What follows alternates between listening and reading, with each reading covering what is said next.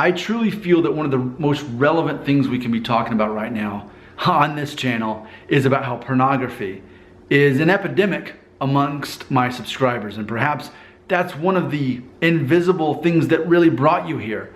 Pornography destroys your self-esteem and your confidence level. And then you see signs of hair loss, and then you really freak out.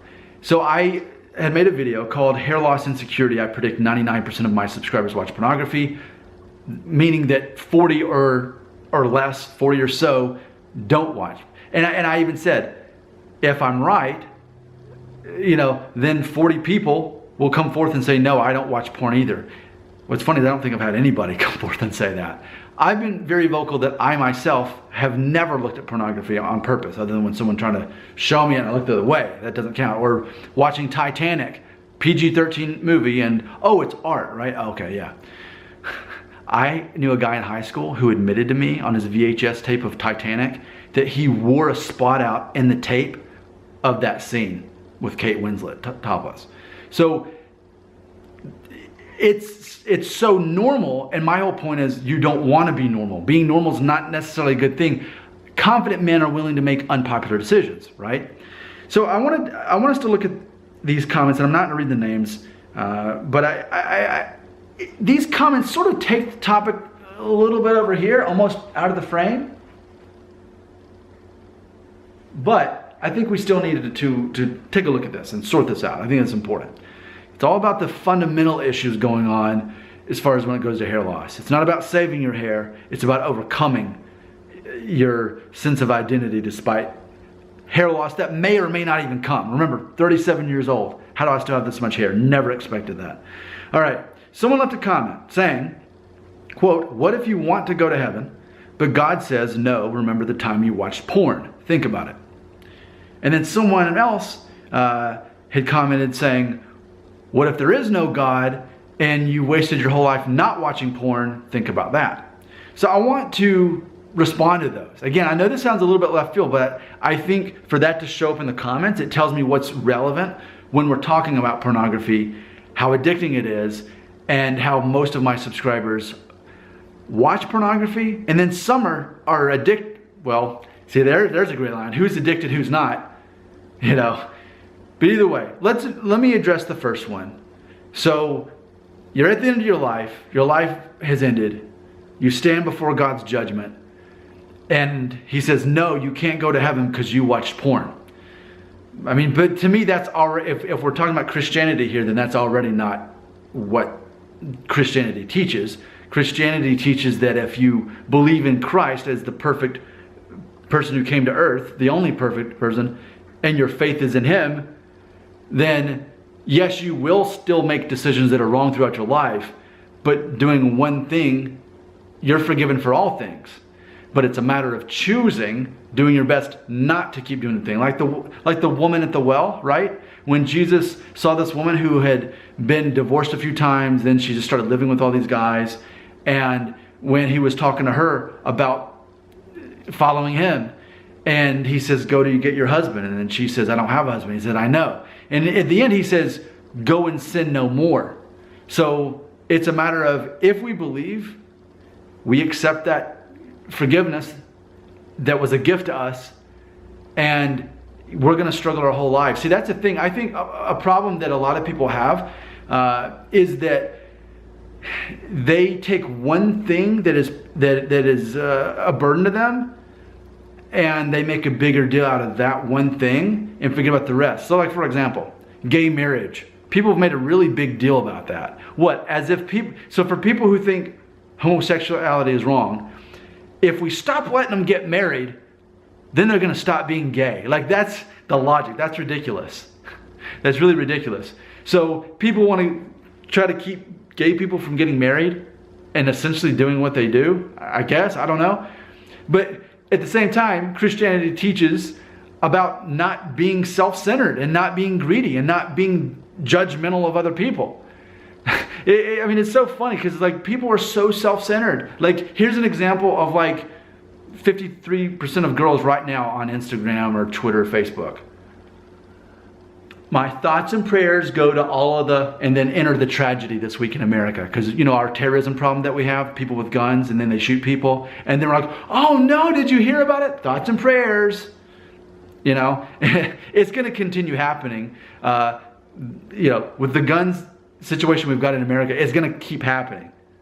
So why are we acting surprised? And then, oh, let me throw my thoughts and prayers. What they're really saying is, I'm selfish. I need attention on me. I know these people just lost their lives and this maniac with a gun shot all these people at a church or bar or whatever it is. But instead, I want to talk about that because I don't know how to deal with that, and I'm centered on myself. See, even to me, that is a person being self-centered. And the whole teaching of Christianity is that you love your neighbor as yourself, and you're not being selfish. So I think it's hilarious even that people would get all worked up about gay marriage when it's not going to stop gay people from being gay. All it does is it shows the government's blessing on that union, which isn't that the most private thing anyway? Two people getting married, why do I want to invite Uncle Sam to the wedding? I don't. Okay. So the point being that God doesn't hold one sin against a person. That is not at all what Christianity teaches or what the Bible teaches. Okay? So if you're addicted to pornography now, you're probably always going to be addicted to pornography. That's probably always going to be a struggle for you. It's not a struggle for me because I never opened that door. And I'm one of the rare men in America who is in that situation. Right? But if you're addicted to it now, you'll probably always be addicted to it. And it's always going to be a struggle for you. And like I said in another video, really I feel that the foundation of why people are depressed, anxious, and addicted and have confidence issues is because something traumatic happened to them in their childhood that they've never sorted out and never dealt with. So they find other ways to try to deal with it, which actually only makes it worse. And then for somebody like me, I see it more of as a flare or as a cry for attention is what I see it as. I mean, even for the people out there, and it's like even American Idol this season, there are contestants in the top 10 and I'm thinking, man, they've got some stuff they never sorted out as children. I mean, the way they've modified and mutilated their bodies, I'm like, there's something that happened there, and my heart is sad because they haven't dealt with that thing that happened to them as a child. But I feel that it's a perfect storm though for you to be addicted to pornography or to regularly look at it or whatever, whether you think you're addicted or not. And then to also have the receding hairline. Like that's just a toxic combo. So it's a matter of, will God forgive you? Of course. But it's a matter of the lady at the well, the woman at the well. It's a matter of you choosing your heart to go in the other direction. Now, for the other part of that, well, what if there is no God? And what if you could have spent your whole life watching porn, but because you believed in God and you wasted your whole life believing in that nonsense, well, now, aren't you an idiot? Well, for one thing, that's already funny because if you don't believe in God, if you don't believe there's heaven or hell or anything after this, well, then I guess that you just die and you black out and that's it. So you wouldn't even be able to have that conscious thought after you died. So that's weird to me. But here's what that brings up though. What if you don't believe in God? You believe there's no accountability for your life, for your soul, for anything you've ever done in your life. There's no accountability to a heavenly creator. Okay? My question would be this. Can you honestly tell me that pornography does not corrupt the way you perceive the world? And more importantly, in this case, can you honestly tell me it doesn't corrupt your self-esteem, your confidence level? See, here's the thing. I'm able to separate the morality of pornography and the religious aspect of pornography and say, okay, fine, you want to go that way? You want to be like John Lennon in the song Imagine? What if there was, no heaven, no hell, no God, what are all this? In that same version of reality, if that's what we lived in, still pornography has detrimental effects on the male psyche. And let me close with this thought. For years that I've been doing this channel for a couple of years, and I've had more than once teenage boys in the comment section say that they're masturbating like 4 or 5 times a day. And I hear that, I'm thinking, well, that's probably a world record, because that sounds quite obsessive. But what I wasn't thinking about is that kid is looking at porn. So he's artificially stimulating himself to even be able to physically do that. And that leads us back to the whole concept of, often a side effect of pornography growing up looking at that is when you actually get in a physical relationship with a woman, that you can't make it happen because you're so used to the artificial stimulation, all that fake stuff, someone's daughter's taking their clothes off and getting paid for it. You're so used to that you can't control that. You can't make anything happen.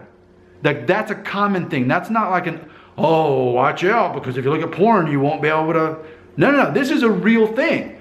I haven't watched the movie, but there's a movie called Don Juan with Joseph Gordon-Levitt. And it's about this concept. He was addicted to pornography, and then he couldn't carry on physical relationship with a woman. Again, I haven't seen the movie. I've read the premise of it. I read a review on it, and that's how I learned about it. And I thought, well, good for them, and that they would at least acknowledge that pornography, aside from religion and aside from morality, it destroys a man's strength and confidence and even ability to perform when he actually is around women, because he needed that stimulation then, and now he doesn't have it. Oh no, he's got a real naked woman in front of him now. What's he going to do? You know, these are things that aren't talked about unless they're in church or there's some kind of religious background. And I'm saying, for the sake of this, I know the first part was all about religion and God and Christianity. The second half, or the end of this video though, is about whether or not you believe in God or heaven or whatever it is. I'm telling you, pornography still is going to destroy your ability to be confident and possibly even perform. And that is part of the demographics of who watches this channel. Guys who are either addicted, using, or accustomed to pornography. And it's one of the reasons that in some ways I become somewhat of an alpha male amongst 4,000 men. Because I'm a leader. I'm doing something unpopular. And I don't really think anyone can truly deny what I'm saying. I don't think anyone's arguing with me that pornography actually hurts your confidence. I don't think anyone's arguing with me on that. So, I think we need to keep talking about pornography. I think it's a fundamental issue on why so many of you are here. And I don't think things are going to get better for a lot of you until you're able to walk away from that addiction. Maybe it's not an addiction, but I say there's no such thing as a little porn. The moment you open that door, it's a matter of making sure that you walk as far away from that door as you can, even if that means you don't watch Titanic again.